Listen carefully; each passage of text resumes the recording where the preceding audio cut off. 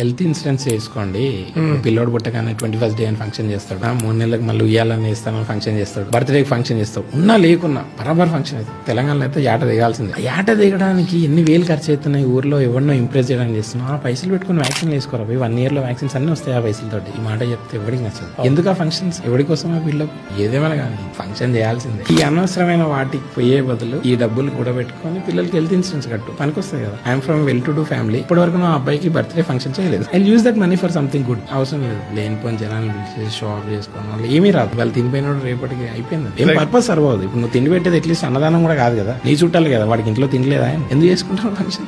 అంటే there are people వాళ్ళ class చూపించుకోవడానికి వాడికి నచ్చిన కంఫర్ట్ జోన్ లో ఉంటాడు, వాడు చేసుకుంటాడు. It's okay. నేను చెప్తున్నది ఏంటంటే బిలో మిడిల్ క్లాస్ వాళ్ళు అతి కష్టం మీద అప్పులు తెచ్చి ఫంక్షన్ చేస్తాడు, వ్యాక్సిన్ వేసుకోరా అంటే చూస్తుంటాడు. ఇది తప్పు. సొసైటీని ఇంప్రెస్ చేయడం కోసం కష్టాలు పడుతున్నారు చూడండి. అవసరం లేదు. ఎవరేమనుకుంటే మనకి